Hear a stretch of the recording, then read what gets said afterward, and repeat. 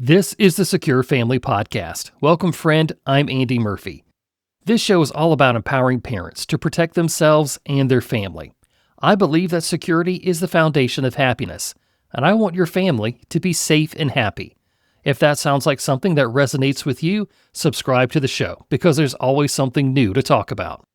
The information that I share on this podcast is for general information purposes only.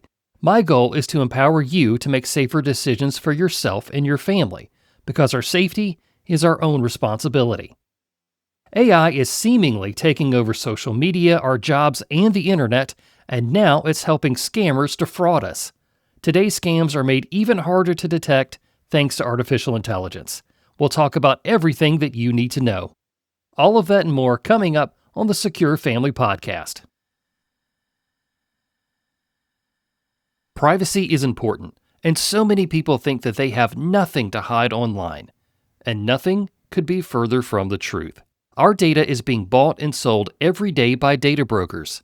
Data like your name, address, phone number, work history, property value, and even our family member names. Why do people buy this data? I'm not entirely sure, but generally I feel it's not for my benefit. And then scammers can also buy this data and misuse it to scam you or your family members. But don't worry, there is something that you can do about it. One of the best things that you can do is let Delete Me go to work for you. They'll remove your data from hundreds of data broker sites, so you'll get some of your privacy back. Go to joindeleteme.com/dad and use promo code DAD to get 20% off your Delete Me plan. Delete Me is a sponsor of the Secure Family Podcast.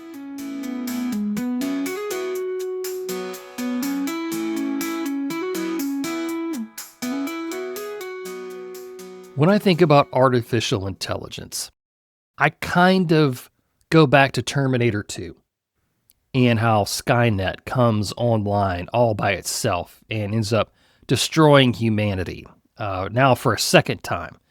So when I think of AI, I think of this big, huge scheme that is going to affect the planet. And maybe one day it will. But right now, AI is being used to hurt families around the planet. Today we're talking about something that does feel like it's straight out of a sci-fi movie. Scammers using artificial intelligence to trick everyday people out of their money, their trust, and sometimes even their peace of mind. And I want to start this show with a news story that I read about a scam that I don't think I would have put together if you had given me 100 years. But I saw this and I wanted to share it on the show. A couple in St. Petersburg, Florida, were nearly scammed out of $2,000 after losing their dog. They were contacted by someone claiming to be a police officer, and that police officer said that their dog had been in an accident and the dog needed surgery, and that they needed to wire money to him so that he could pay for the surgery on their behalf. Now that might sound super sketchy, except this scammer sent a photo of their dog lying on a vet's operating table. Crazy, right? These people were missing their dog. They probably put up, maybe flyers in the area or posted something on Facebook or, next door, something like that. And somebody took that picture and they used it to create a prompt that made a realistic photo of that dog being hurt. And that picture wasn't real. It was all generated by AI. The scammer used it to create a fake emergency and convince them to pay for surgery. Thankfully, they were able to get the money back because it was flagged by Zelle, which was the app that they were using to send the money. So that was really fortunate for them. But this story underscores just how convincing and unique these scams have become. I don't think I would have looked at a lost dog post and thought, I can scam these people out of money. It's scary brilliant in a way. Now, the article that I read shared the image, and it did look real enough, especially if you are in a bad emotional state because your dog's missing. And then you get this image of what you think is them lying on a surgical table. That's going to scare me. Scammers often use time compression, emotional pull, and urgency to scam their victims. This scam had all of it and a convincing photo of their lost dog. And just to let you know, the dog showed up the next day in the yard completely unharmed, so the story has a happy ending. But I want you to think about that photo for a moment. That's all it took to hook these folks emotionally. A picture of something that they cared about. And sadly, that's just one of the ways that AI is being misused to harm people. I've been watching scams evolve for years. Early on, you could spot them from a mile away because they had terrible grammar. They had these boilerplate scripts that were completely impersonal. And then they had obvious fake phone numbers and email addresses. But then came better text, better automation, and now AI can generate realistic content in seconds. Back when I first started paying attention to scams, the red flags were easy, but now AI helps fraudsters sound normal. It helps them tailor their approach. It helps them feel trustworthy, because obviously they are not. Scammers are using tools to create fake images that feel real. They can be photos of pets, cars, people, and even hospital rooms. Anything emotional that gets you to act fast without thinking. And these are not simple Photoshop jobs. These are AI-generated pictures and videos that are increasingly hard to distinguish from real media. Another big trend is AI-generated voices, and this is sometimes called voice cloning. Now, in the past, when this trend first started, I was very skeptical, and I still am. And let me explain. I've even had two experts on the show, Gonzalo of Combat MF and then Pablo of AC3 Driving, and they shared their experience combating virtual kidnappings in Mexico. Generally, how this scam goes is that they'll create this story, and then someone will impersonate your loved one on the phone. But because of the chaos of the story, a few real facts, and then the shouting, your amygdala gets hijacked, and your brain thinks that that voice absolutely belongs to your loved one. A few years ago, there's this woman that experienced a virtual kidnapping of her daughter, and she swore to the police and to the reporters on the national news that her child's voice was cloned. I have my doubts about that, and there was no evidence presented in that case that proved to be voice cloning. The theory is that scammers can take just a few seconds of someone's voice, maybe from a TikTok, YouTube, or voicemail, and then they feed it into an AI tool that can produce a convincing sounding audio clip. The FBI has warned about campaigns where criminals impersonate government officials using AI, voice, and also in text. And local reporting has showed that scam calls around taxes are often really convincing to people. And yes, there are companies like 11 Labs that clones a voice as a service, but that takes a lot of time and processing power. I'm not convinced that AI voice cloning scams are as prevalent as people claim, because usually all we have is the victim's conviction, not real evidence. Now, AI isn't just being used to generate voices and pictures. It's also being used to craft highly personalized text messages that look like they came from somebody you know or a company that you trust. That's classic social engineering, but now it's being supercharged by AI. Traditional scams had tells like broken English, mismatched details, generic greetings, and now AI changes that. And here's how. One, it's creating realistic content.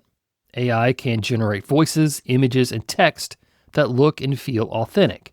And then there's context awareness, and that's tools that reference things about your life pulled from social media or data from data brokers. And then there's volume and scale, and that's where AI lets scammers craft hundreds of personalized messages in just minutes. And then, of course, there's the classic elements of urgency and emotion. They can tailor pitches to trigger a quick emotional reaction. This part of the scam has not changed. It's just that the methodology has really improved. I know that I've started out by painting a pretty bleak picture. That maybe you think you can never trust a phone call or an email again, though I would suggest you do be skeptical. I do want to share with you now a few things that you can do to protect yourself and things that you can share with your family to protect your loved ones. If somebody calls or texts claiming that there's an emergency, don't act immediately just because something looks or sounds real. I want you to pause and take a breath. Then what you need to do next is verify that the emergency is real. Try to contact somebody who's involved in that emergency or someone who recently saw the person that is supposedly involved in this emergency. And don't worry, if you hang up on the scammers, they will call back. And so will real kidnappers. So don't worry about that. It would be good in advance to create a family safety phrase, something that only you and your immediate family knows, and use it to verify the identity of people who are in emergencies. It could be something like, Grandma's dog Millie has a red bandana. Just something simple that only your family would know. We also can't trust caller ID anymore, I hate to say. That felt like this huge weapon when it first came out, that we could see scammers and that would pop up and say, potential scam. But now those numbers can be spoofed along with your phone number. And that has happened to me before. That's called neighbor spoofing, where someone made a bunch of scam calls using my cell phone number. And I got all these calls back from random people, and I had to say, no, I'm not from the IRS. I'm just a guy. That was called neighbor spoofing. It was just my phone number. Please ignore it. And don't call the police on me because I had nothing to do with it. And while this next one isn't necessarily AI related, it is all part of the scam. I want you to remember that the IRS, the police, and any real authority does not want you to pay over the phone. They don't want you to pay in gift cards, and they certainly don't want you to pay by going to a Bitcoin ATM. These are all very strange ways that you would need to pay a government agency or some sort of real authority, and that should really be a red flag that something is off. And yes, these scammers will craft this amazing story that absolutely makes it make sense that you need to pay the IRS by going to a Bitcoin ATM. Also remember that the police are not going to be collecting fines for anything. That is done by the court. That is done by a municipality, not by police officers. So caller ID can be spoofed, AI voices can be convincing, and we always need to double check before you act. Next, we need to take control of your digital data. The more your family's names, photos, and even your voices are online, it's easier for scammers to scrape that data and feed it into AI tools. Think about what you post. Ask yourself, is it necessary to post a picture of your daughter's Halloween costume? Or can you just say that, she was a unicorn and she was cute?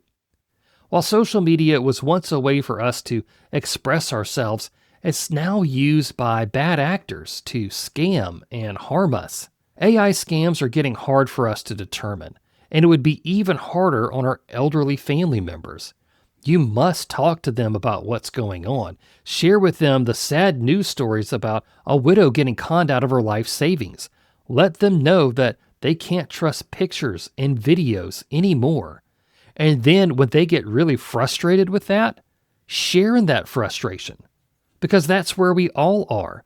When I scroll through Instagram, I see all of these videos that are now fake and they're clearly AI. Some are mimicking real things and real people. Others are just random crazy things. But it's frustrating to me now. I don't feel like I can trust what I see anymore. And I have to really, really think about what's going on in front of me in order to make sure that nobody's trying to take advantage of me. In 2026, we're putting a whole lot of time in trying to make sure that we're not being scammed. And if that is frustrating, then that's okay.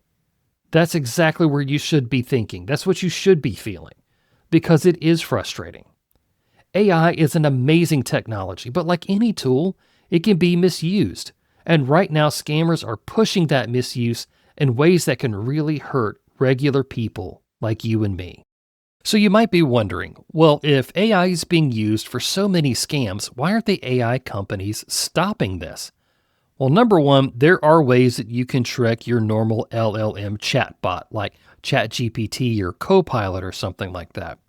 But scammers are really crafty, and they will have people who will do special coding for them so they can create their own chatbot to help them create scams. And now, this isn't like you go to scamchatbot.com and you can just type in whatever. This is going to be something that's only on a server that a few people are using here or there, and there's probably a lot of stuff on the dark web too that can help people do this sort of thing.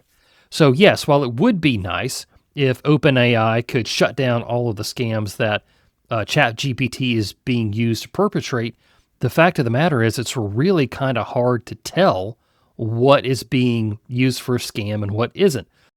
There are a few sites out there where you can copy and paste the text of an email or an actual text message to see the probability that it is going to be a scam, whether it is yes or no. But the chances are, if you already feel like, hey, this could be a scam and I want to run it through an AI chatbot to see if it is a scam, then chances are you already know that it is. One of the greatest things that you still have in you that no computer can beat is your intuition. It's that little voice inside you that says, hey, you know what? Something's not right here. That is one of the greatest tools that we as humans have. We don't need to push that intuition out of our heads. Even though the panic of the scam may set in, we need to listen to that little voice because it always wants to protect us. It may not be 100% accurate, but it is always wanting to be there to help you navigate whatever it is that you're doing in your best interest. So the best way for you to combat AI scams is to not initially trust what looks or sounds real. Just verify what you've seen and then decide to act. Well, that's everything that I have for the Secure Family Podcast for today. Thank you, friend, for listening. Soon, I'm going to have a 3-part video series all about scams. I'm currently working on the presentation, but it's going to help adults educate their aging parents on how to avoid scams like we discussed today. For more on that, sign up for my email list. There's a link for you in today's show notes. Take back your privacy and personal data with help from Delete Me. Get 20% off a privacy plan when using the code DAD at checkout. Delete Me is the official data removal service of the Secure Dad. If you enjoyed this episode or learned something new today, I'd be grateful if you would follow the show, subscribe on your favorite podcast platform, or leave a 5-star review. If you'd like to know more about the Secure Dad, join me on Instagram and TikTok. My username for both platforms is The Secure Dad. And of course, my website is available all the time at thesecuredad.com. I'm Andy Murphy, reminding you that our safety is our own responsibility.